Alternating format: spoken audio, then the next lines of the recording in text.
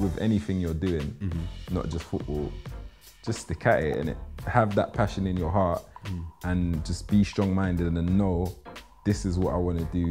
In your heart and your mind, if something's telling you to do that, do that.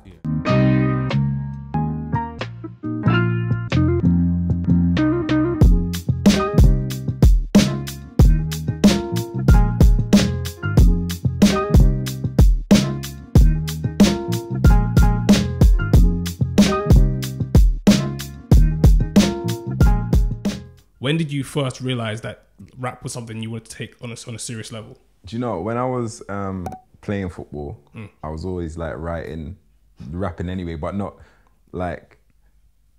taking it serious. But I've always like, even from school, I used to like write lyrics in class and stuff. But growing up as like through my teenage years, I always liked grime. I always liked like lyricism, lyrical rappers. Growing up, I grew off all like the Nas's, the Eminems. Like, I was going to ask quick thing for like your top five. Top five. Top five. My top five: Nas, Eminem. There's gonna be a couple weird ones. Nas, Eminem. I'll say Method Man. Okay, underrated. Yeah, Nas, Eminem, Method Man. I'll say J. Cole.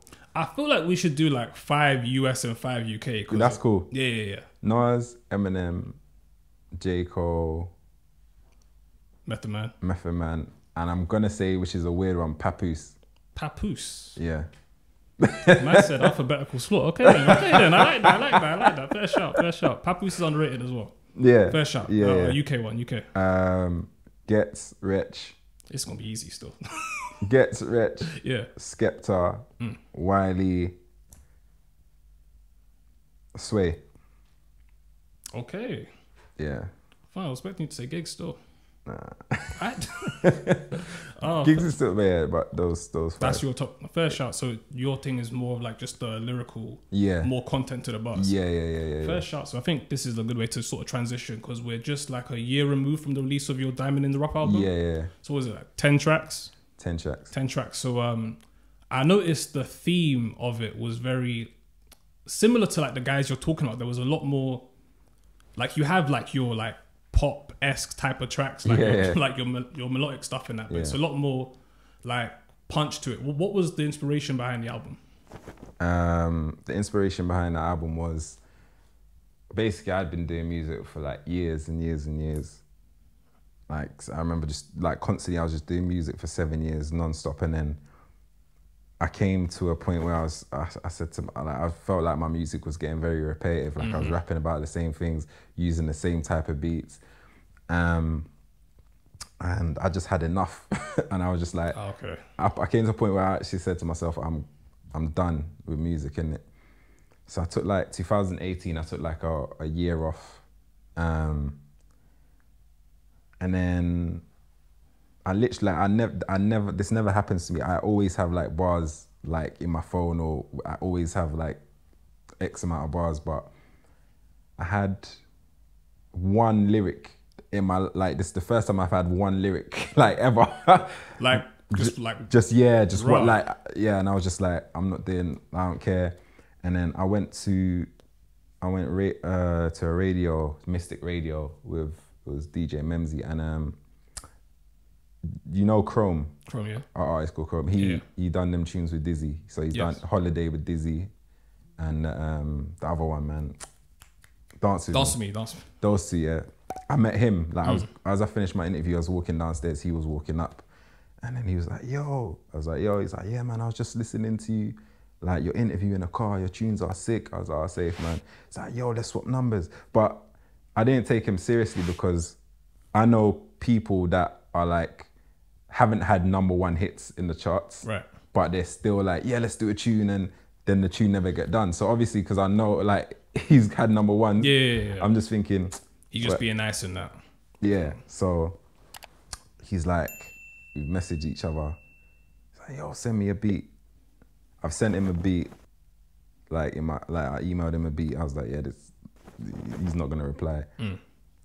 And he sent me, as soon as I sent him the beat, within 5 minutes, he was like, yo, this is fire. I was like, cool. So he was on job then? Yeah, Fair then, shout, okay. then 20 minutes after that, he sent me 8 bars of his verse.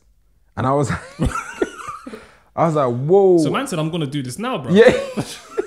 That's different. I was like, I know people that are not as successful in, but will still take long. We'll sit on a beat, yeah, for a while. So he was like, yo, we need to do this, we need to go studio. So, and if you know him, he's very like, he'll gas you up. Like I don't even like, he'll message me like, yo, you're sick. I don't even think I'm as sick as he's saying, but I think because he's got that energy. Hey, you need a hype man still. Yeah. So he'll be like, yo, you're sick. Da, da, da. And then even in life, he'll talk to me and be like, yeah. Da, da. So I just feel like, I felt like I was in a slump like during that year. And he kind of helped me he doesn't know this though, but he kind of helped me get out of it. So when we went studio, we've recorded the tune there, man, there. And then I had it there and I was just like, in my head, I was like, so this is like the summertime 2018. In my head, I was just like, okay, I got a tune there.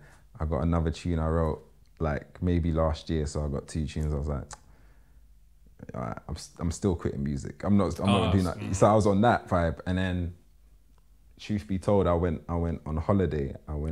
I think because sometimes when you're stuck in England or stuck in a rut, you're just saying like nothing, no inspiration. You need to change the scenery, innit? I went on holiday, I went Cyprus for a week and I came back like, I was like just gassed again. Like, I don't know what it was, I just inspired again. And then I just like, honestly, from like September to December, maybe January, I literally wrote probably like 6 or 7 tracks just because I was just on it again. And then I felt like my sound was different now. So I felt like I weren't using the same type of instrumentals. Right. I felt like I weren't rapping about the same thing. I feel like I had more of a, just more, I don't know. Like a well-rounded mindset? Yeah. And then before I knew it, I had tracks there. And then I went to my engineer and he was just like, brother, what are you gonna do with all this? Because you got bare audio. And I was just like, yeah, I'm gonna do a project. So it literally just came, I feel like it came out of nowhere because usually it takes people like a full year to do a project. Yeah. But I feel like I wrote most of mine in like 4 months. And then that's where it came from, man. Literally, that's how I got it, yeah. Okay, so obviously at the start of your answer, you mentioned like the sort of troubles you had like with progressing in music and saying you quit and everything. I want to get back to that, but first, like, just talking about the album. We discussed this like earlier off camera, but do you want to get into like the music video release strategy? Because obviously the first video I saw, I think it was like Ride With Me, was last year, innit? Yeah, Ride For Me. That was my birthday, last year. Yeah. And then it's like, but then you released a video. Shoot Down. Back in August, Yeah. Shoot Down back in August. And I'm like, this came out, this album came out last year, so but we're still getting that. And I think as of now, there's like, what, 9 videos? Yeah. So what's the strategy behind all this? What it was, because as well, like my fan base or supporters, I did put up like a status on my Facebook because like, I quit music, like so everyone's like, oh my God. Yeah, like and then, so I didn't do nothing in it. I didn't release nothing. And then when I had my project there, I started looking for like PRs and stuff in it. Yeah. So then I dropped Them Man There with Chrome first to like just randomly. And then people was like, right, he's back sort of thing. So that's what I wanted. I wanted that to be like, he's back, okay. That's a hard like reintroduction. That's good. And then I dropped Get It In. So these were like, people's used to me like releasing like, I say depressing, neo soul type music. These are like hard hitting stuff. Yeah. Then I released Get It In and then people was like, right. And then I released Ride For Me, which is like, sort of back to the... Yeah, and it's like a love song. And I don't write, like I have one love song before that and I wrote that like 9 years before. Yeah. Because you have like 2 on this, I think. Yeah. So, and I don't write. So this one was like, so when people heard like Ride For Me, they're like, raw. So I wanted it to be like a shock factor and like raw, he's come different. He's coming in different. And then, so with that, that's what that was. And I wanted to build hype for my launch. So I wanted to drop 3 singles and then do my launch. Right. So that's what that was. And I realized with projects in general, I feel like people don't like to listen to projects nowadays anyway. Big facts. Because of like Twitter, Instagram, whatever.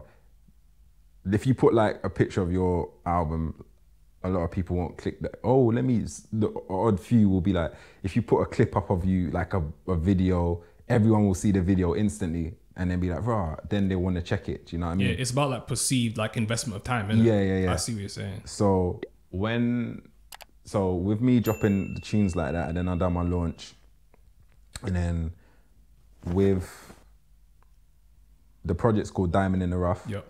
And there's a song on there called Diamond in the Rough. So when I dropped my launch, when I done the launch, I kind of, I think it was the same day or the day after, or maybe even the week after, I dropped the tune Diamond in the Rough as well. Yeah. To like keep it, you know what I mean? Like, quick side question on that, because obviously Diamond in the Rough, like the intro to it, yeah, it's like this conversation between you and this guy. Is that based off an actual thing? And if it's based off an actual guy, did he ring you and be like, brother, what's this? No, bro, like you see when I first started doing music, like when I first said like I'm gonna take music seriously. Like everyone like mocked me, bro. Like they took the piss. Naturally, like like you so I remember I had a mixtape and I put, it was like a, what's it, Rapid Share. Do you remember Rapid Share? Rapid Share was like a link and you could click it and then download. Do you remember that? And you could download it. And I must have posted it and then someone commented, ha ha ha, this looks like a virus. That's what, okay. Yeah. It's me, ha ha ha, this looks like a virus. That's where that comes from? Yeah. You how long ago was this? This was like 2010. My guy internalized that was. Said, ha ha ha, this looks like a virus. So then, okay. So then, and did you know the thing is, this is the this is the thing, yeah. This is why it, and I remember it because it's people that know me that are meant to be my friends saying this shit to me. Yeah. So that's why it hits home. Like if some random dude said it, it probably annoy me a little bit, but I'll forget about it. Yeah. But I remember it because I'm like, bro, like we used to chill every day. You're meant to be popping me up in that. That's tough, bro. So I was like, all right, cool. So like I dropped, that was years ago or whatever. So obviously that's when I first started doing music. Yeah. So during the years now, I'm doing music, but I'm doing bigger and better things like going on the BBC, like the Mobiles, like reviewing my launch and all that stuff. But these people are like looking in the wings, like they're not commenting or liking, but they're. The minute you start doing more, they suddenly they get real quiet. Still. All right, yeah. So now this is like, it probably was last year. No, it probably was 2 years ago. The same guy that said, haha, this looked like a virus. Oh, wait. I've bucked it. I've been on road and I've seen him. Yeah. So in my head, you ain't, that basically that's the last time I heard from you when you said my mixtape was a virus, innit? So it looked like a virus. So I've bucked him, like accidentally. It's like, yo, what you say, man? He's like, yeah, man, I've been secretly watching your music career, all this stuff, yeah. He's a fan. Secret watching, and he's like, yeah, I want to be your manager. Bro, I'm just like, what? That's classic, yo. I'm like, hold on. I'm like, what? For like real? I swear on my life, I was like, the last time I spoke to you, you was like, this is a virus. Now you want to be. See, like, if I was you, I'd have been like, yeah, nah, sure, send me a text with all that the information, like a contract and that. When he sends it, bruh, this is like a virus, you know? The nerve. But the thing is, you see, when I did that thing with like the interlude of Axel and all that, yeah, it wasn't like, even certain things I said in there where there was a part where someone was like, oh, you're in a magazine that no one's heard of. That's stuff that people that have been like, it weren't just him, it was people throughout the years that know me saying all this negative stuff to me. So I put it in the project to make it be like, fair enough, like to say I ain't like blown or super famous, but you ain't talking that talk to me now. I mean, like 100K in 2 weeks. That's for that's for your last video. I mean, that's something. Nah, That's thanks, something. man. Yeah. So I mean, that's wild. I mind my business, work hard, stay consistent. I achieve, I speak it into existence. I can never be bad mind, I ain't got a mind like that. To watch others, I ain't got time like that. When you started into football, how did you get into football? I was in like, I had a friend like in school, his name was Joel. I think he was in like year 3 or 4. And then he like came into school one day with a Man United shirt on, innit? And then he was just like, yeah, Man United, Eric Cantona, like talking about them 90s players and that. Yeah. And then he brought a ball in, and I knew nothing about football at the time, because I didn't have Sky or nothing to watch it on Sky Sports and nothing. And he literally just introduced me into football. So that's when I first got introduced to, and then I started playing in the school playground like everyone else. And then, so that's how I started, like got the first taste of it, innit? Did you get into any teams and all that when you were younger? Yeah, went out, but that was like, I didn't, at first, I just played football for the fun of it. And then I went to another school, like another primary school. And then they stuck me in goal, innit? And then they were just taking shots at me. And I think, like, I felt like I was being like a dodgy keeper. I felt like I'll just stick my hand out and then I'll save it, or I'll put my leg in. And it was, oh yeah, and I'll just save it. Yeah. And then one guy, he was just like, yo, you're sick, innit? You're sick. So I was like, safe.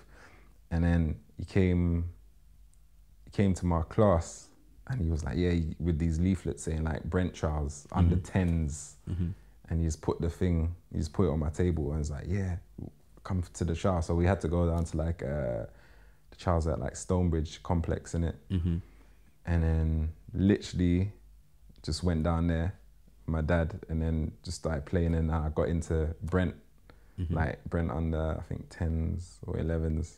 A couple people that I played with, they turned pro, but their careers didn't really do well. Like there was Philip Eiffel, he used to play for Tottenham. There's Kerry Gilbert, who played for Arsenal. I remember him, yeah. Yeah. And I turned like, I think Brent under 12s, I think I got scouted, because there's a lot of scouts coming to the games.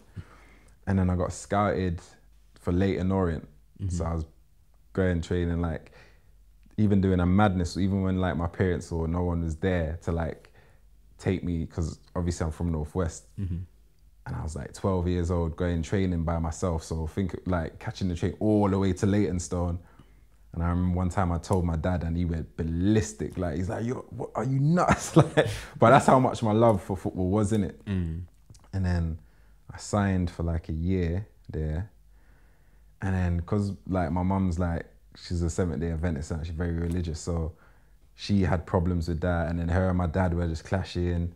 And then I was just like, you know, like as a little kid, it's too much to take on. So I just scrapped it, man. But I was still, and the first thing as well, I didn't even like playing in goal, too tough. But I just didn't like it, man. It's very nerve-wracking, you know what I mean? So I was playing all the way from like, I think like year 8 to year 11. I still loved football, but in my brain, I weren't like, I want to become a footballer. Like, I don't know, just being that young, you're kind of naive, unless, you know, I was just playing. And then I think we got to the semi-finals in like year 11. And then there's a guy called, so we played, my school's Preston Manor, we played against Copeland. And then we were just playing. And then there's a ref called Paul Lawrence. I don't know if you know him, but he's the same guy that basically, he worked at Copeland, and he's basically like one of the same guys that like helped mentor Raheem Sterling like when he was a teenager and that, innit? So then he come up to me and was like, after the game, he was like, yeah, I want you to come down for a scholarship at to play for Wildstone, semi-pro, whatever. So, and to be honest, it kind of saved me at the time, because like finishing year 11, I didn't know what I wanted to do after that. So I just kind of got lucky with that. So I went to the trials at Wolves. So the thing is as well, even when I think about being that young, I was 16, I'm not gonna say I didn't care, but I was just like, yeah, I'm just gonna go play football, I'll go college, I don't really care about getting. I didn't understand it, innit? So I've gone down there, and then I think I was late as well for training, and then they stuck me in centre midfield. But when you're playing like semi-pro football, it's different to when you're playing school football. So in like school football, I could play in midfield, and I had time to like pass it. I had time to look up. When you're playing like semi-pro, you get the ball, people's ready to crunch you straight away. So I was there just getting hammered. And then I think the manager, Francis Joseph, he was like, all right, play centre back. So I went centre back. I swear I played centre back for like 20 minutes in it. And then I remember doing 3 things. I remember like, the ball came over, and I had a like race with some fast striker, and I like barged him, won the ball, and then I noticed that got a reaction from France. He was like that. He was like, oh, good. He's like, good barge. And then I had another tackle, like a 50-50 tackle, went in, like I won the ball. France was like, cool. And then that ball came in, and like I rose, and I must have headed it or kicked it away. And then he was like, that's it, cool. And then I didn't know what he meant. I didn't know if he was like, you're in the team, but I was like, all right, cool. And then I remember I flopped my GCSEs in it, and you needed like 3 GCSEs to like get into college, and I flopped. Like, I think I got like 1 GCSE.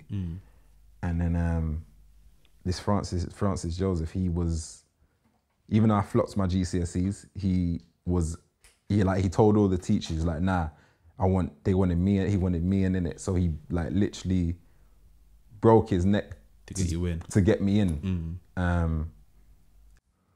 Like 2 games went past, I didn't play, and then I think one of the centre backs got injured, and then he called me into the team, and then literally put me in the team, and I just thought, yeah, and he was just like, do this, and this. I want you to mark, like man-to-man mark this player, do that. I just done that. And then the next day I went into college, everyone was like, bruv, he's sick. Like, but I'm just, because I'm a quiet, reserved guy. So I weren't like, in my head, I wasn't like, I'm sick. I just thought, yeah, I'm playing football. I'm good at football. And you're enjoying it, yeah. That's it. So yeah, he's sick, right? And everyone's just like saying that I'm good and that. And then I was in the team, like I never missed a game after that for the whole year. And I think that year as well, we got into the FA Youth Cup. But that year we played, I think, Cambridge. And I still got like some of the newspaper cutouts and stuff, and I kept them. And I was looking at it the other day, and do you know, who is it? Ruddy, that keeper. He plays for Norwich now.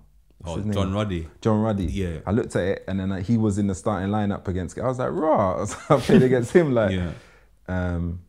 And then I think, was it that season? Yeah, that season we won like, I forgot the trophies, man, but we won like 3 trophies that season. And then the next season after that, continued playing, and then we got into the 3rd round of the FA Youth Cup again. Yeah, that's when you played at Anfield, right? Yeah. Played at Anfield. We got smoked 6-0, but it was a good experience. Yeah. Bro, like it was like we got tortured, bro. Like it should have been more. I'm not even gonna lie. Yeah. But so we played at Anfield, and even like playing at Anfield, I was like, I just turned like 17, maybe like a few months before. And obviously you're going out on the pitch, and then as you're going down the tunnel, you see that you'll never walk. You'll never walk alone, and you're meant to put your hand on there. I put my hand on there.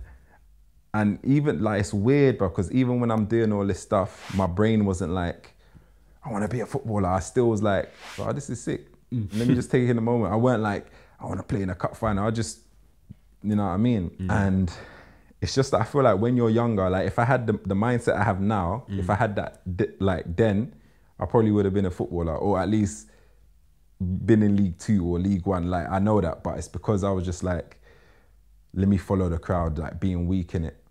What would you advise to any young players coming through now? What would your advice be to them? Just like, I'm not even saying young, like to me, like with anything you're doing, not just football, just stick at it, innit? Like, don't follow your friends, don't follow the crowd, like have that passion in your heart and just be strong-minded and know this is what I want to do. This is what or my future, or I'm not like, do you know what I mean? Even if you're by yourself and everyone else has gone that way, in your heart and your mind, if something's telling you to do that, do that. Yeah.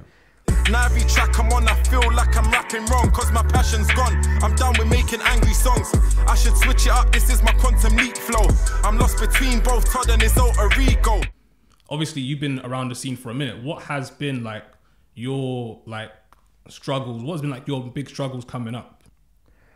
I want to say certain things. I won't say struggles, but this, like, when I first started, I was doing a lot of open mics, like a lot. Like I live in Northwest, so I'd go deep in South. I'll catch the bus. I weren't driving. I'll catch the bus or the train deep in South, and sometimes there's like 20 people on the on the list to perform.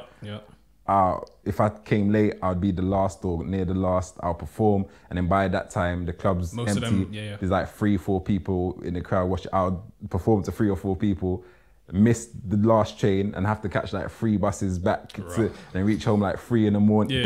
That sort of that night grind. bus, that night bus grind. So that's the struggle, but at the same time, when I think of it and I look at it, I wouldn't change it, because I feel like most people, if that happened to them once, they'd be like, nah. They're done with it, I was like, because the thing is as well, my whole thing was I'd burn mixtapes and I'll give them out for free. So my whole mentality was, I've got these mixtapes, I'm giving them out. Like, I'm getting rid of these. So even if there was 4 people there, 4 people's getting my mixtapes. I'm saying. And so I was just on that vibe. So anywhere I went, whoever was in the crowd, they're getting the mixtape. And I was like, when these mixtapes are finished, that's when, you know what I mean? That's when I'll start a next one. So it was, that's what the struggle is. But other struggles is like I said, close friends, people trying to mock you for doing what you're doing. Quick question within that question. What was your mindset to overcome that? Because a lot of people, like you're saying, hear that like detractors, and then that just shuts them down. So what would your advice be to someone in that position? My mindset, if I'm honest, was I flopped at football because I let people chat rubbish to me. You know what I mean? Like, I let people like, oh no, I'm not going, and then following the crowd. So my thing now was like, I'm not gonna make the same mistake twice. This is what I love doing. And when I think about it now, I look at it in the sense of these people that are trying to put me down, they're just the average person, innit? They got the average job, they live the average life, whatever. Nothing's wrong with that. But if you're a millionaire and then you're talking to me like that, I might be like, okay, I understand, maybe I should stop. But if you're in like the same position as me or worse than me, I'm not listening to you. Yeah, like if you're packing my groceries at Tesco. Like, you get what I'm saying? Yeah, of course. So my whole thing, and I'm one of them people as well, because in my household, I'm the youngest sibling. So I always had like my older siblings trying to like talk down to me. And I'm one of them people, like, I don't like being spoken to a certain way. So if you're gonna be like, you're shit or you're this, instantly my brain is like, okay, I'm gonna prove you wrong straight away. And I feel like that's been my whole thing. It's like people that I've looked to support me, it's like they'll be like, you know what I mean? So that's been my whole thing, to just be like, I'll prove you wrong. Use the haters as motivators. Yeah. For sure. Exactly. All right, so I wanted to get into this one. This is pretty big. Yeah. But on the last track of the album, Best of Luck, you have a Cadet feature. And this would have been dropped a couple months after his unfortunate passing. So what's the story behind the track? And then what is his overall legacy like now that we're just over a year after his passing? It's mad because like years ago, like probably like 2015, he actually sent me a friend request on Facebook, innit? Like his Cameron Johnson, innit? He sent me a friend request. And I didn't know who it was, and then I clicked it and I was like, oh shit, that's Cadet. Like, so, like, right.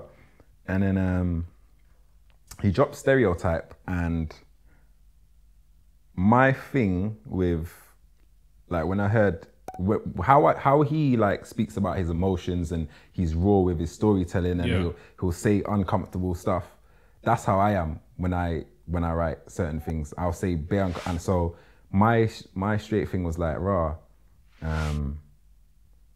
would sound good on a track, innit, sort of thing. Yeah. So I like sent him a message on Facebook, innit. Nice one. And then he was like, yeah, just speak to my manager or whatever. So I emailed his manager, and then that's how we kind of got the collab going, man. That's how we kind of got it. But there's something more to that story that I don't really want to say, or maybe I should. But is it like a statute of limitations type of thing? Is it that sticky? It's a thing where I felt like Cadet is like, rest in peace, and that he's a cool guy. He showed, like, when I was doing the feature with him, whatever. Like when I got the verse back, I saw him at Miss Banks's launch. I was like, yo, I got the verse. He was like, yo, did you like it? Yeah, he's like, yeah. And then even when I put like a trailer of the video up on my Instagram, he commented, was like, this looks hard, because I had to do a cartoon video for it. Yeah. Because I went through his manager. He said go through his manager. I didn't go through him. So his manager was being a bit difficult. His manager at the time was being extremely difficult with me. For no reason. I think that just comes with the nature of the scene still. Yeah. And I was just like, why is this man? Do you know what I mean? But I just had complications with that. But yeah, now with that, it was, and then he actually like sent me the verse, and then I was happy with his verse and that, and yeah, man. So got it cracking. Nice one. Yeah. So what do you think his like legacy is? Because obviously, from what we saw, he was really starting to like pick it up. And the thing that I appreciate about Cadet was that he was picking it up at what would be considered a later stage in like a rapper's life cycle. Yeah. Like we're talking like 27, 28. He was like 20, 29 or something. What do you think he means to the UK scene and to the game overall? Because showing that you can pop off at a later age, as opposed to what we see nowadays, where it's like, oh, what, you're 23 and you're trying to rap? That's old, bro. Yeah. What does he mean to like people who aren't from that school of thinking? But to be honest, I've never even like, the last however many years, I haven't really heard many people talk like that. Like, you'd be surprised. They're there, but they're not as loud as they used to be. Yeah, exactly. So I don't hear it, because I'm like 33, innit? And no one says that to me anymore. No, like, they wouldn't dare, bro. They used to. They used to say it. They don't say it to me no more. Of course. Because, like, so to me, I just think, because even with like Wiley got wearing my Rolex, that was in his 30s, yeah. It was 29 or 30. Like late.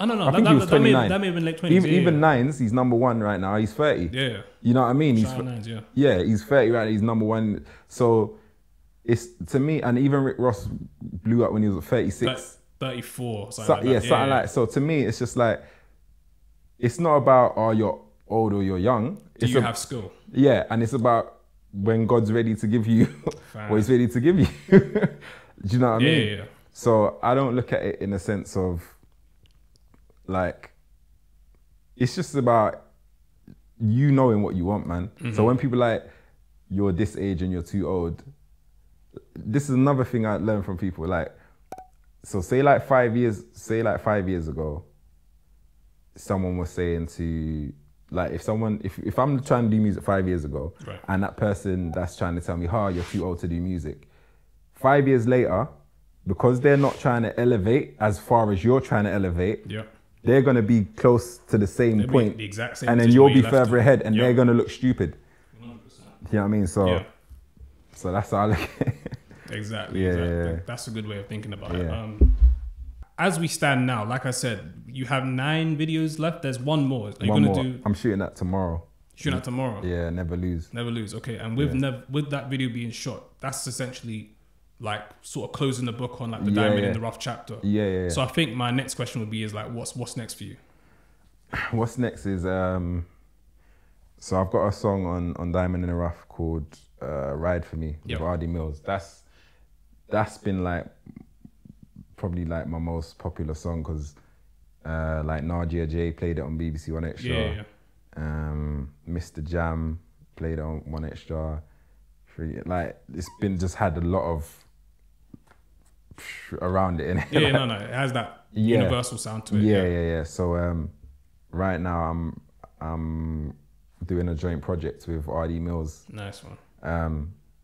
And it's almost finished, but I don't know if it's to me. It's almost finished because I have an idea for it. Like I know how I'm gonna start it. I know I'm gonna put on intros. I know I'm gonna put on everything. Do you know what I mean? And he's literally just like, I'm like, okay, I got this beat, I got this tune.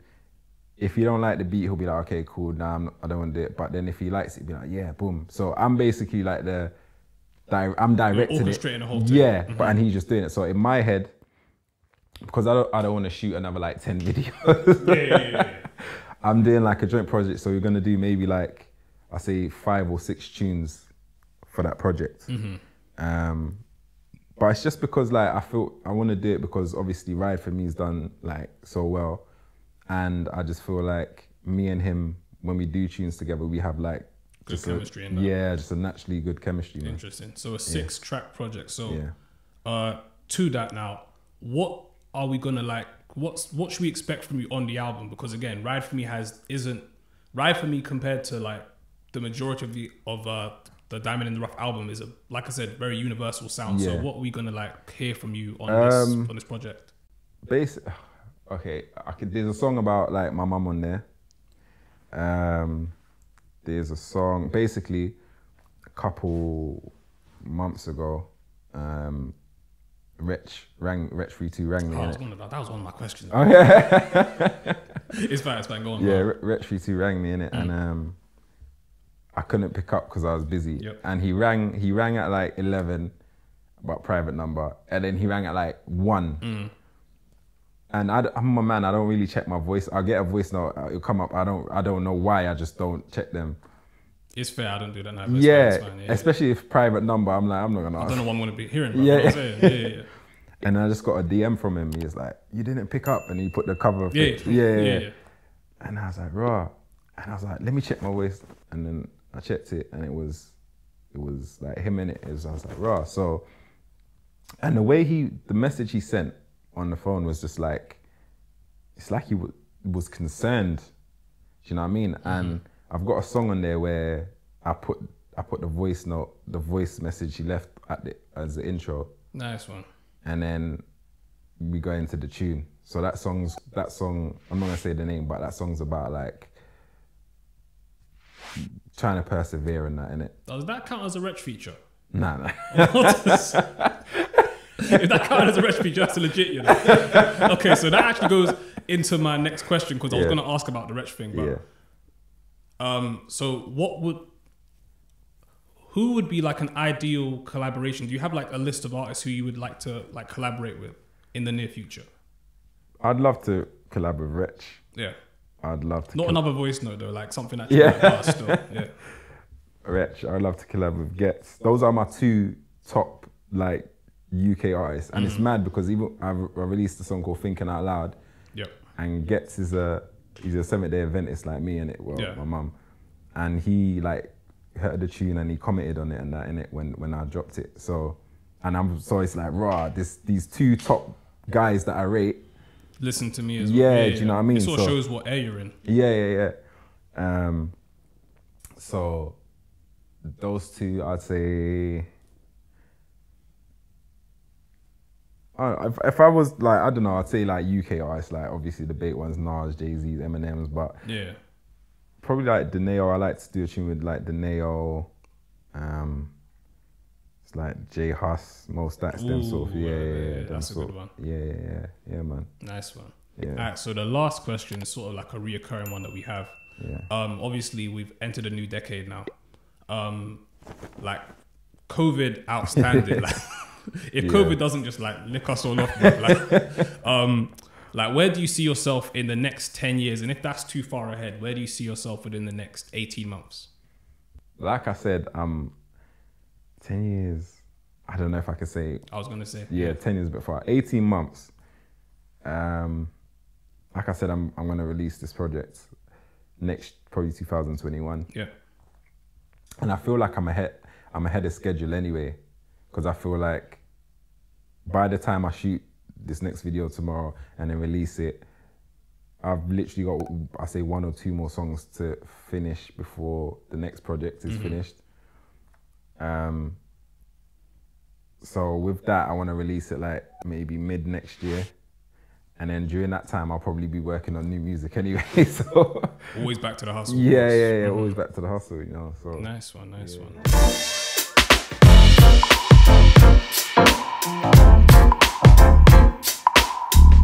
Who was the best player you played with at Wolverhampton? That you thought, yeah, you know Jermaine Beckford. he played for Leeds and Yeah. I didn't play with him. We went because when I was in the reserves, he was in the first team, and it's mad because when I left Wildstone, I think I left Wildstone in like November, and then he was signed to Leeds by like March, and I was playing against him in like November, December. So I'll say him obviously. There's a couple others, man. There was like a guy called Callum Martin. Carl Martin, do you know Carl Martin? He played for,